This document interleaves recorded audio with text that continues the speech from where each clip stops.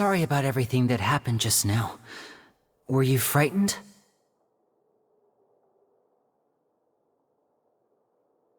Of course! Who wouldn't be scared after witnessing an accident like that? Yeah, I'm a little shaken up myself. How could this happen? And poor Cal. I know you already claimed that you would defend me, but now it's just us talking. Tell me, do you think I could possibly be the murderer? Good to hear. Thank you so much for trusting me. I'm sure everyone sees me as the biggest suspect at this point. But if you ask me, the whole thing is mysteries layered upon mysteries, such that all that's left is confusion. I don't know whether what happened there on the stage was purely an accident or not, and I don't know why poor Cal was in the box.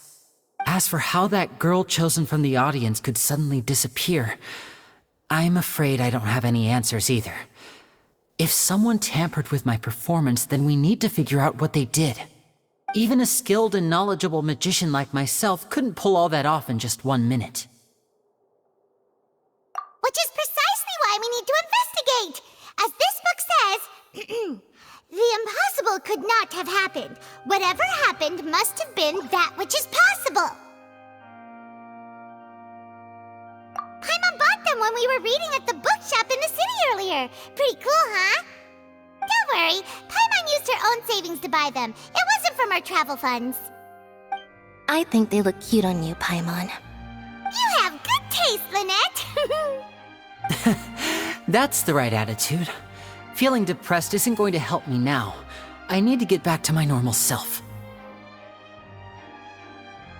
But with the guards watching our every move, it's going to be especially difficult for Lynette and I to prove our own innocence. Good thing you agreed to be our attorneys. Thanks for that. We'll be counting on you. Yes, thank you so much. Yeah, just leave it to us. Oh, since we're going to start investigating, Paimon has a question first. Where did Lynette go during the performance? Well, I'm afraid that would involve some of our essential trade secrets as magicians. The secrets behind our magic are past saving, Linny. I suppose you're right. The truth behind our tricks is going to be important evidence that will be weighted during the trial. 'Tis truly a pity. As a magician, our magic show is a work of art. We've poured countless hours and spared no effort in perfecting it. But if revealing our secrets will help you uncover the truth behind what happened, then it will be well worth it. We should go somewhere else if we're going to discuss our magic tricks. We'll go speak with the guards, and in the meantime, you can go investigate the stage and the seating areas. Alright, let's go have a look while the investigation teams are still here. Detective Paimon is on the case!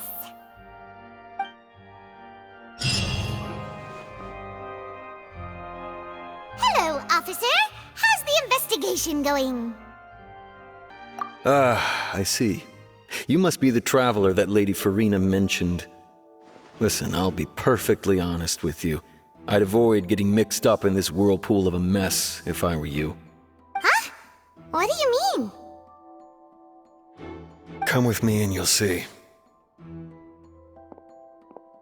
The deceased is one of Linny's assistants named Cal. Even though he hadn't joined the troupe long, he was hardworking and everyone generally liked him. The assistants are usually in charge of setting up and inspecting the props, as well as assisting with the show and keeping the crowd engaged. As you probably saw when you were in the audience, the water tank suddenly fell and smashed the box with Cowl inside it. This is the real mystery. We've already searched the scene and were unable to find any traces of the girl. However, if you look carefully, the box was positioned directly under the water tank. The ropes holding the tank were then burned by the pyrotechnics on stage, causing them to snap. All these factors lining up so perfectly makes it hard to see this as a mere accident. If anything, the more logical explanation is that the whole incident was intentionally planned, and Linny is the most likely person to have access to all these areas. But he doesn't have a motive. Are you both good friends of his? Well, you can't say we're good friends, but we've known each other for a little while. So in just a short time, he was not only able to win your trust, but even convince you to act as his attorneys. I know there's no such thing as magic. The real trick of a magician is holding the audience in the palm of their hand. I've seen a lot of cases, and I can tell you that people are the least reliable kind of evidence. Sorry, I tend to be pretty straightforward. Just know that I'm warning you for your own good. Anyway, you may investigate the scene of the crime yourselves if you're curious. Who knows, maybe you'll be able to come up with some new evidence.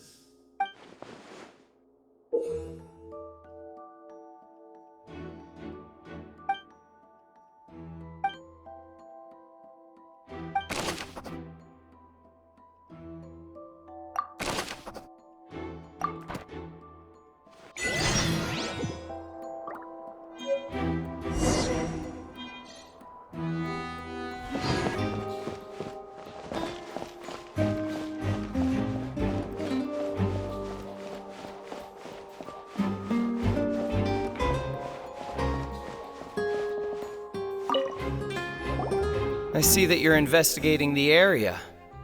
Well, it just so happens that I'm interested too. If you find any new and interesting leads, be sure to share them with me, alright? We don't have too many thoughts yet.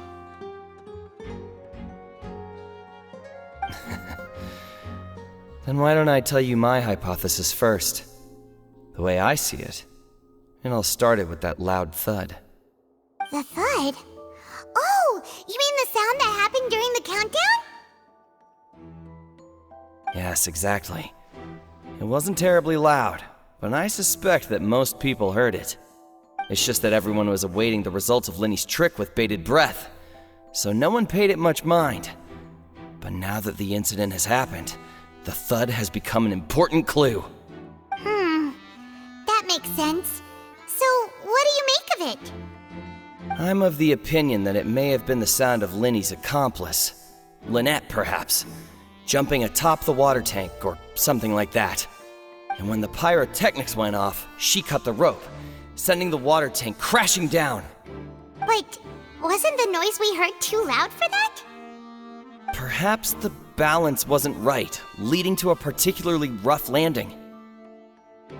Oh, that's true. I suppose I must reconsider. That does remind Paimon, though. What was with that sound?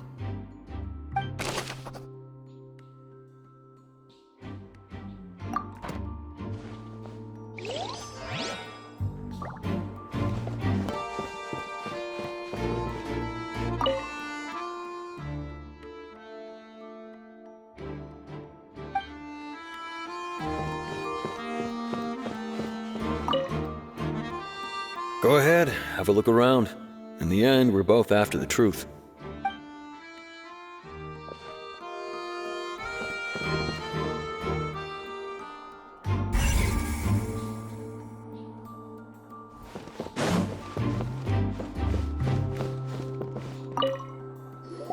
Hello there! What are you investigating? Oh, this location has also been cordoned off because the Magic Troupe members are currently considered prime suspects. The investigation team is still collecting evidence. The seats were all booked in advance, so we were able to deduce the missing woman's identity by checking the guest list. Sure, it's not like this is confidential information. We will publish it later anyway when we petition the public to help us find the missing person. Her name is Halsey. She's a painter from Fontaine who's made a bit of a name for herself. Apparently, she wasn't a regular at the Opera House, but she'd been feeling some pressure with her work lately, which made her decide to come see the magic show. The Magic Troupe members all claim not to know her. We have looked into her social connections. It seems that she has no personal grievances or conflicts of interest with the suspects. Simply put, she wasn't related to the Magic Troupe at all, which matches the features of the previous serial disappearances. Were the victims of previous cases also chosen at random? That's how it seems to us, in any case. Apart from the fact that they were all young women of around the same age range, there really weren't any other connections between them. Okay then. No need to be so formal. If you do happen to see the missing girl, please be sure to contact us. It is of utmost importance that we get to the bottom of these disappearances.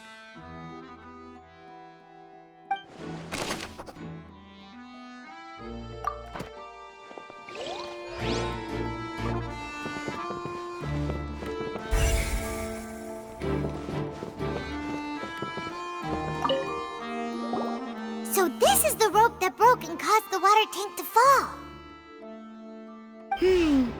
The rope looks pretty durable. How can it be burned through so quickly by fireworks? Why are you suddenly so serious, Traveler?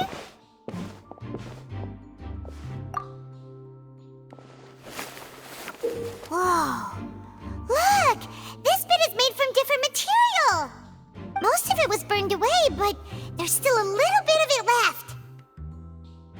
Huh. So if a rope meant to hold something was made with that kind of material in it, then that means... Wait! Why don't you write all this down? Let's take notes!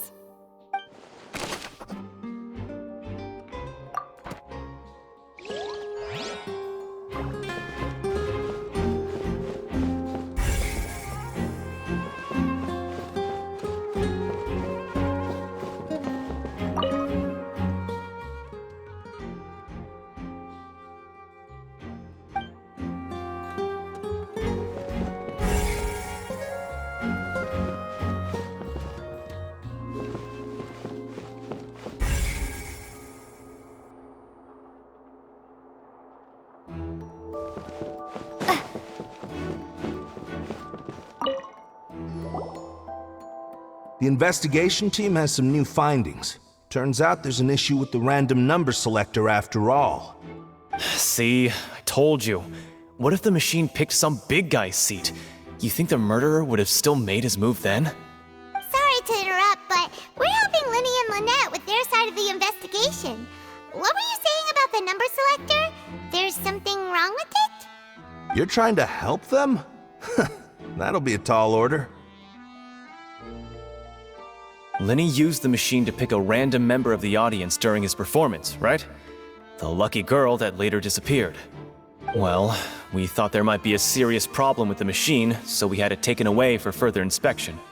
It turns out that the seat number it picked wasn't random at all. The machine picks that same number every time. I'm sure you already know that you have to make a reservation in advance to get a seat, regardless of whether it's a trial or some performance. In other words, Linny knew who would be sitting where from the very beginning. That much checks out. Linny reserved our seats for us too. Bet you see why I was saying it'd be tough to make a case for Linny. Even though it's bad for Linny's case, Paimon had better write it down.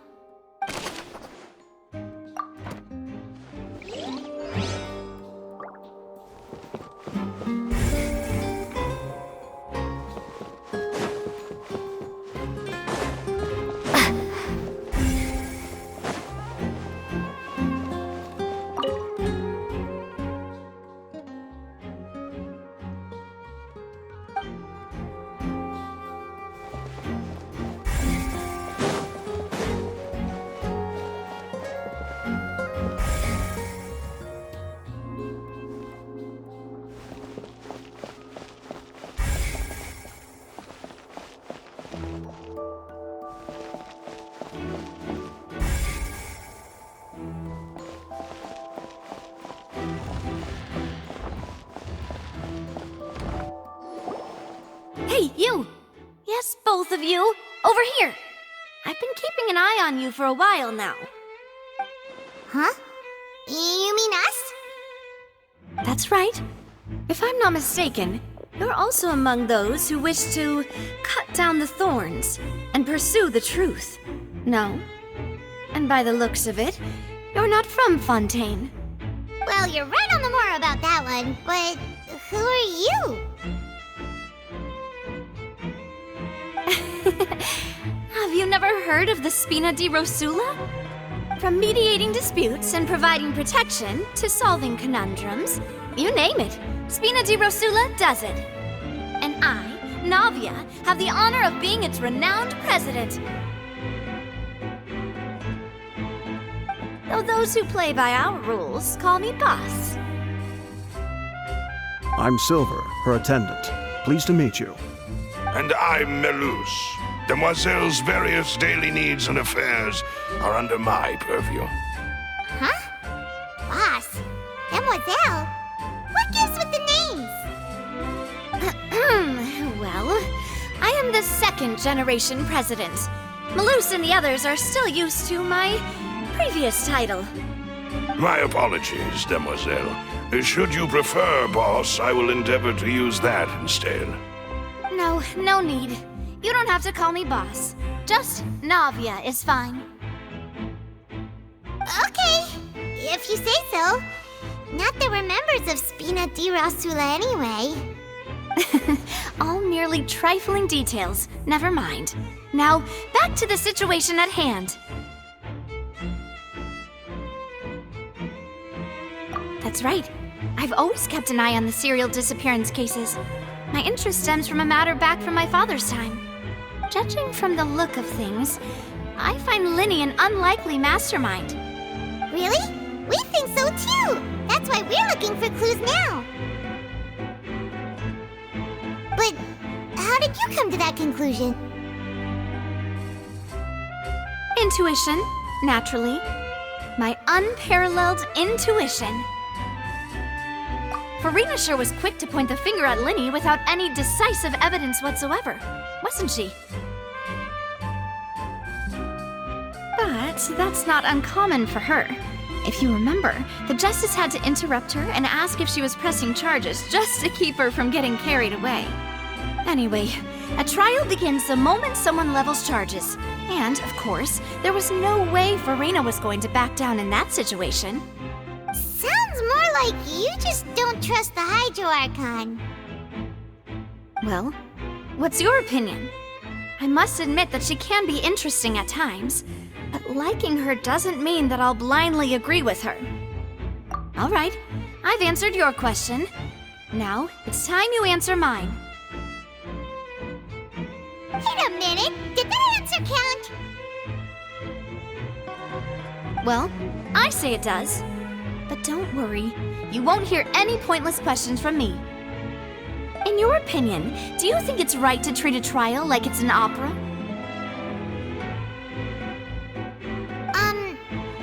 Well? And why would that be?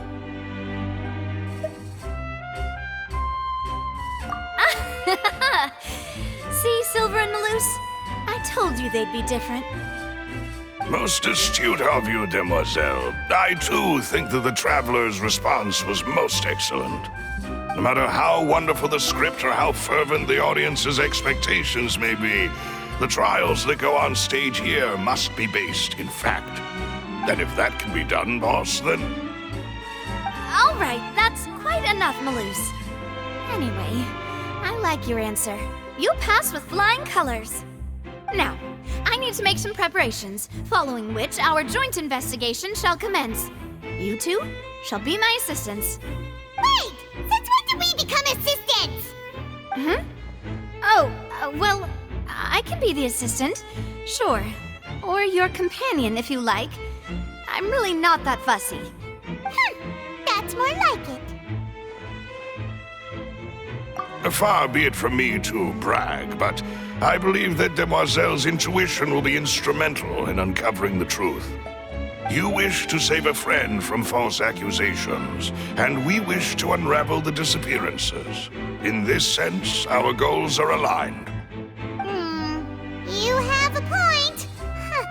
You're quite the talker, aren't you, mister? And what about you over there? What do you think? You seem like you've got something on your mind. I have nothing to add. Oh, alrighty then. We'll be making some preparations first. Just be sure to let us know if they start revealing Linny's tricks.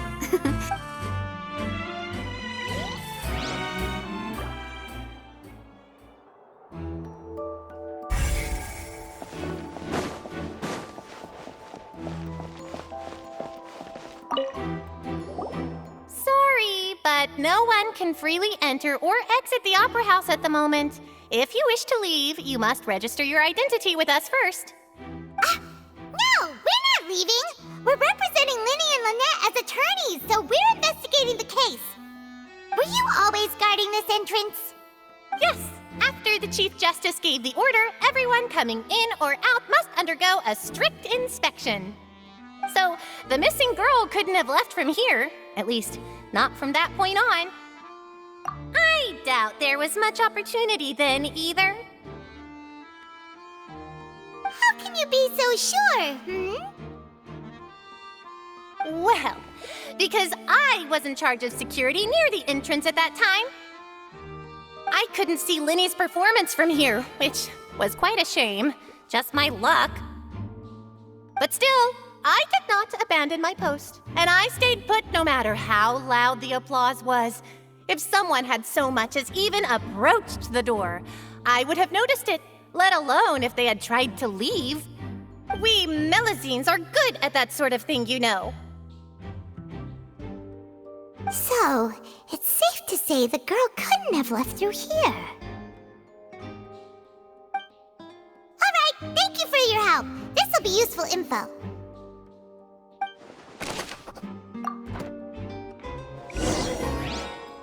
We've checked everything of note here at the performance venue. Paimon wonders how Linny's discussion with the guards is going. Let's go see, shall we? Understood. Then I will be going with you. Just so you're aware, I will be monitoring your actions and making notes as necessary. Very good. Thanks for being so agreeable. I'd pull a rose out of my hat as a gift for you if I could. You may spare the pleasantries. I'm just doing my job. You've arrived. Who's this? Me? I'm Spina di Rosula's guardian angel. If you've got a problem, I've got the firepower. Sorry, I got a little carried away there. Call me Navia. I'm a partner of theirs, and will be helping investigate this whole situation. And these are my companions. Would you mind if they join as well? Fine by me. Oh, new helpers? I would be most grateful. Well, let's just say we're tagging along. It's not every day you get to see the secrets behind magic performed on such a large scale. I appreciate your kind interest. Come with me. We'll be heading below stage.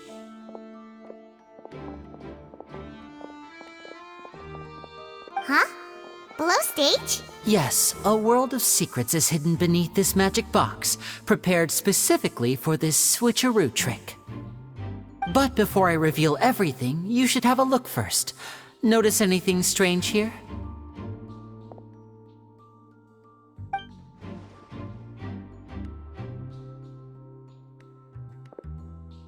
I'm not trying to be dramatic. Remembering the details of a trick will help you understand the methods used to perform it more easily. Huh. Weren't there balloons and other decorations here? Where did all that go? Ah, good eye. That said, you're still far from discovering the answer. The back? You mean the inside of the door? What's different about it? Paimon didn't notice anything. Very good indeed. I thought you might not be able to catch that, given that you were sitting in the first row. The back of this door was patterned. Those patterns are now gone, replaced by a smooth wooden board. So, if you put 2 and 2 together, what do you get? Exactly. All right, let's go. I'll tell you how it works as we head down.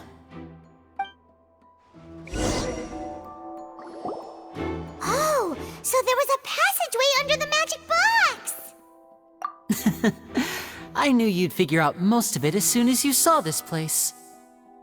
The 2 magic boxes are positioned right above the 2 entrances of the tunnel. See this flatbed trolley? The box with the lucky audience member in it would be shuttled over to the other side using the trolley. This trolley can raise and lower and even rotate, ensuring that the box will face in the right direction. I see. So that's the purpose of the box inside another box. Precisely. The inner box would descend after the audience member was put inside and be moved along the trolley, all while the outer box would remain on stage as if nothing had ever changed. So that's how you did it! Once the box was lowered, the trolley would store some energy through this device here, with which it would complete the rest of the steps. The audience member would only be able to feel some slight movements in the dark, and by the time she walked out, she would already be back on stage.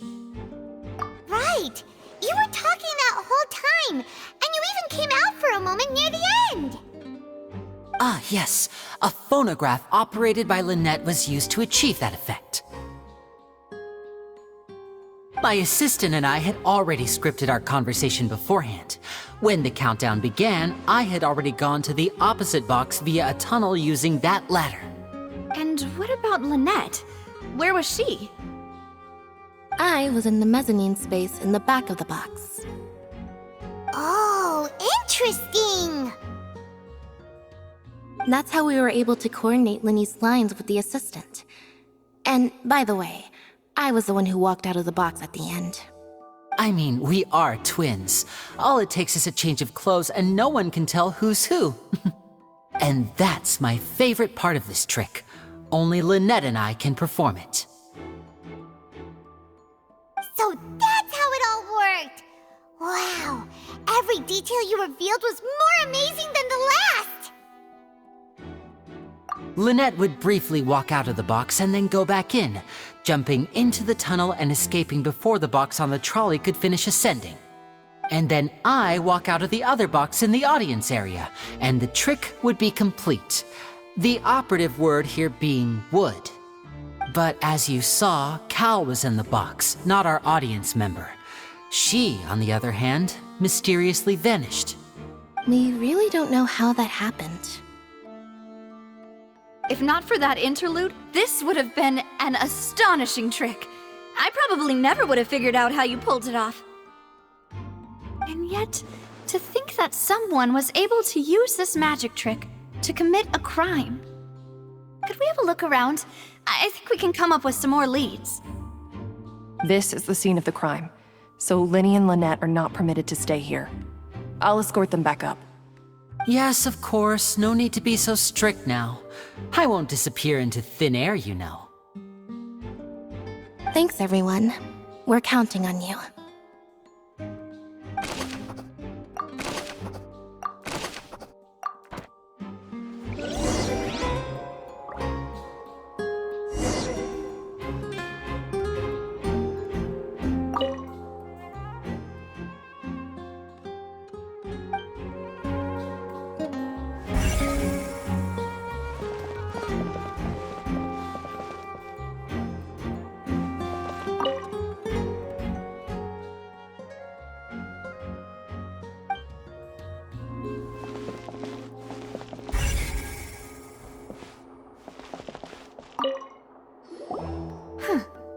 What's this?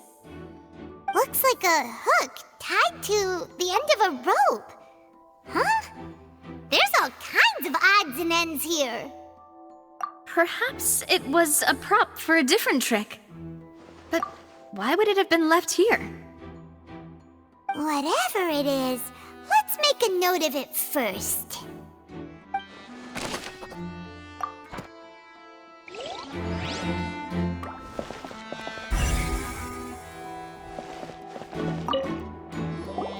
The floor is wet. Please be careful not to slip. Speaking of which, why would there be water here? Oh, Paimon knows! It's one of those tricks where you pour water into a jug and then flip the jug over only for the water to disappear? And here's a broken vase. Huh. Did the trolley knock it down while moving? That can't be. The trolley moves along tracks from start to finish. It couldn't have hit the vase at this distance. Let's note this down too and think about it later.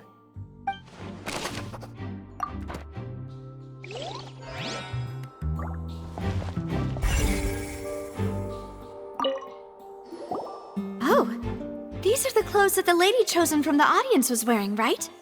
Her clothes are here, but she's nowhere to be found. Right. And do you really need to do that if you're kidnapping them? Ugh, this is so confusing. Paimon doesn't want to be a detective anymore.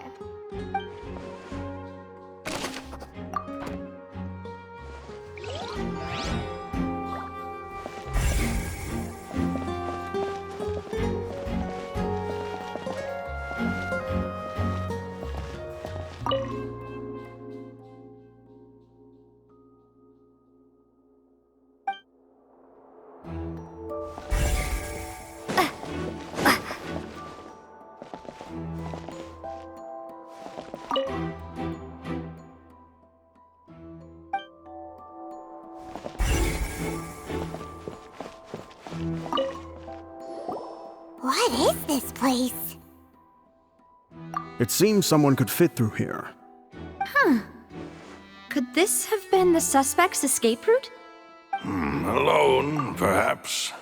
But if they had to pull another person with them, this space would be too narrow. But there are no other ways in or out of here. Oh, you're right! Let Paimon write that down.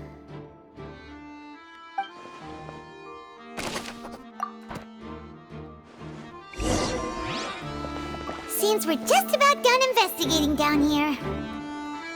Yes, let's head back up.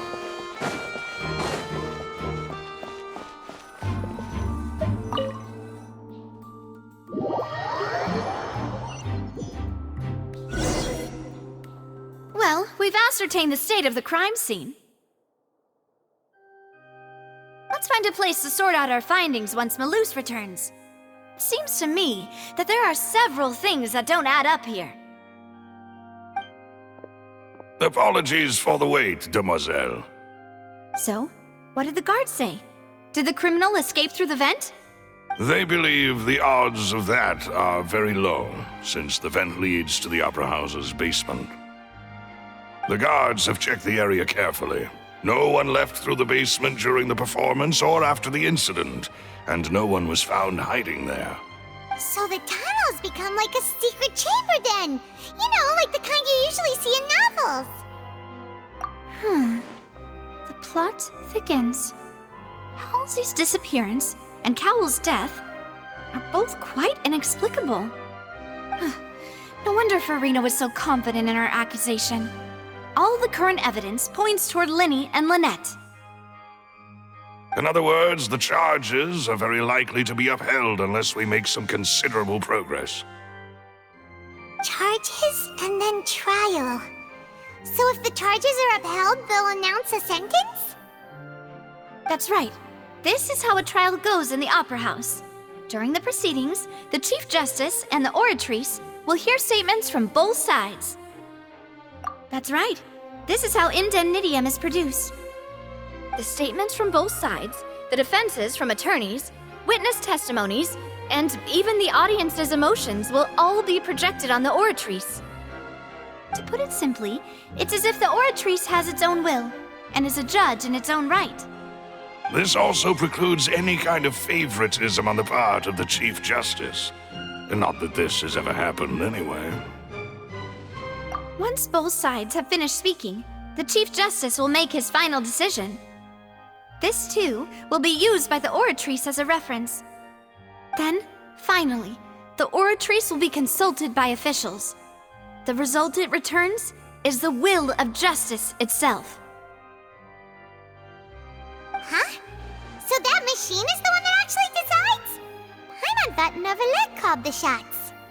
In practice, there is very little difference. Both have always come to the same judgment, which is why people have great faith in the Chief Justice. Ah, yes, the guards also asked me to convey that none of us will be allowed to leave this place before the trial. Huh? Why? Because we've chosen to act as the twins' proxies. That makes us persons related to the case. They're concerned that we might be colluding with outside parties, or that we might find outside help to disrupt the case. And even if that were not so, it could prove problematic if we happen to spread key information about the case ahead of time. I'm ready to break out at any time. Whoa! There's no need for that! Paimon thinks they have a point. That said, are they providing food? Of course. I just hope you don't mind the lack of options. I'm afraid that catering to all tastes is not in the cards, nor is any guarantee of balanced nutrition. In that case, let's just sort out our findings together here. Pity. I was hoping to take you to try some of Fontaine's famous desserts, too.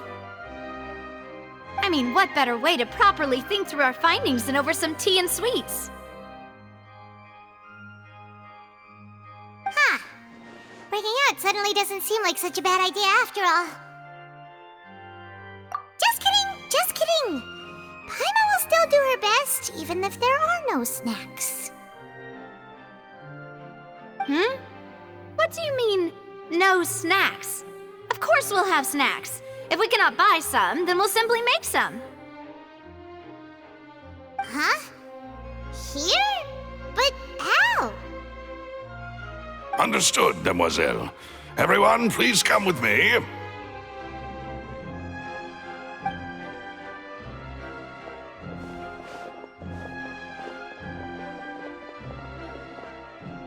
Wait, you're carrying a portable stove with you? Yes, I must be prepared to meet the Demoiselle's baking needs whenever the fancy strikes her. I have eggs, sugar, and almonds at the ready. Good work, you two. Then I'll get to it. Please sit tight for a moment. You'll get to taste my awesome snacks soon enough. These three are quite the interesting group.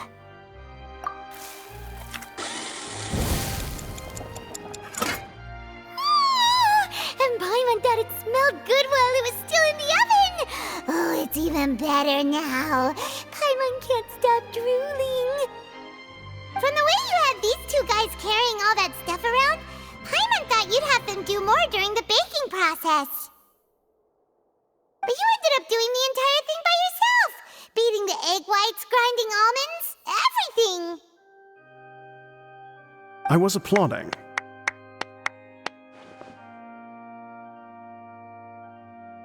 And I was giving encouraging smiles. Paimon was just thinking, aren't you worried about getting your fancy dress dirty beating egg whites and baking like this? Well, I don't think it's carved in stone anywhere that fancy ladies can only read books, sip tea, ride horses, and play the piano. I just really enjoy making snacks. Don't underestimate beating egg whites, by the way. It's a real arm workout. You also need to beat them to just the right consistency, or your macarons will crack. Anyway, give these a try, fresh out of the oven. There's 3 for each of us. Only 3? Well, eating too many sweet treats might send all that sugar to your head. You wouldn't be able to think clearly about the case on a sugar rush, would you? Tea is ready to be served as well. This is Demoiselle's favorite, strong black tea with a floral fragrance that clears the mind and lifts the spirit. No need for concern. I'm merely doing as I should.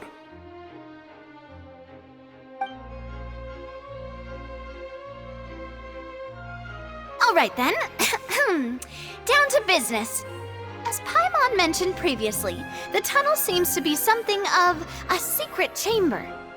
However, we can assume that Linny and Lynette were not alone within it. Some criminal also occupied its sealed confines. The magician twins could have committed the crimes, of course, but they lack any logical motive. Exactly! Why would they do such a thing right when everyone was watching? The flower vase and the thud we heard during the performance could indicate some altercation between Halsey and the criminal in the tunnel, resulting in the shattering of the vase, the discarding of her clothes, and her abduction. Perhaps the criminal thought that since she was chosen from the crowd, she would be too easy to identify if she was still wearing the same clothes. Paimon thinks the that makes sense, but the real trouble is... True. None of the clues we found thus far support the existence of this third person. But the only people left to consider are both technically victims, whether it's the missing girl, Halsey, or poor Cowl. Huh. Could Halsey have secretly made modifications to the magic props in order to murder Cowl before making her escape? That's right. And even if she had tampered with the setup, she would need to understand the entire trick to pull it off. Nor does she have any motive. The guard said that she has never had any dealings with the magic troop's members. Were we not thorough enough in our search? From the sound of things, this is turning into an impossible case. Your macarons are amazing though, Navia. They smell great! They're nice and crisp and super sweet! They are my specialty after all. And I see you've already had 5 of them. What? 5? Oh, that can't be right! Paimon only counted 3! Honest! Please don't worry about it. At my age, a few less sweets might actually be a good thing. No! Being greedy is one thing, but Paimon knows how to count. Besides, Paimon knows that if she ate too many, then others wouldn't have enough. Wait, even you don't believe Paimon? How could you? If Paimon ate those 2 extra macarons, then may they turn into stone in her stomach! All right, we get it. Well, I suppose one of us might have gotten too engrossed in our chat and eaten them by mistake. No big deal. Malus, set up the stove again if you would. Huh? What are you doing? Making sure everyone gets 3 macarons, of course. Exactly. We don't want to trouble you. As you wish, demoiselle. And I have the egg, sugar, and almonds. Well, this really is your hobby, huh?